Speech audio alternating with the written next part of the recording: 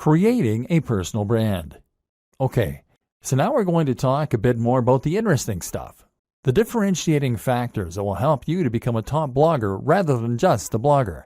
One of the options available to you here then is to create a personal brand.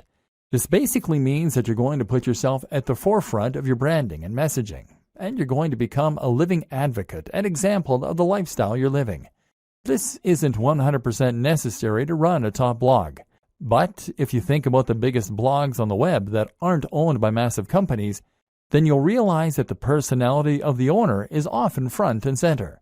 I Am Alpha M, Strength Camp, Smart Passive Income, The 4-Hour Workweek, Matthew Woodward, Brain Pickings, The Art of Manliness, Nerd Fitness, Mark's Daily Apple, Heidi Cohen, etc. Having a personality attached to a blog makes it much more relatable, much more interesting, and much more trustworthy. When you read a blog that is run by an actual person who is happy for you to see their face, you can feel as though you almost know that person. That way, you're more likely to trust their opinion and to feel as though they are talking right to you when you read their comments. Likewise, you can enjoy a bit of the voyeurism that comes from getting a glimpse into someone else's life, and you can live vicariously and see what their lifestyle must be like. Reading about fitness on a generic blog is detached, and you have no reassurance that the person writing cares about you, that they practice what they preach, or that what they preach even works. But if you're reading the blog of a guy who lives the life he promotes, who is in fantastic shape, who looks confident and attractive, and who is friendly and outgoing, then suddenly they become a walking advert for the ideas and lifestyle they recommend. Suddenly, you want to listen. Creating a personal brand also opens up a lot more marketing opportunities and makes a lot more sense when it comes to Instagram, etc. So how do you do it? Step 1. Invest in your most important brand. In life, your name is your most important brand. Now, that is also going to be true in an even more literal business sense. And just like any brand, you need to invest if you want to get the most from it. In other words, you need to practice what you preach, and you need to show that you are someone worth listening to. If a tramp came up to you and started giving you advice, would you listen? No. Likewise, if a regular-looking guy or gal came up and gave you advice, you might likewise not be all that inclined to listen. We listen to people who seem to have it all together, and so you need to try and present that face to the world. This means that you need to start thinking about how you come across.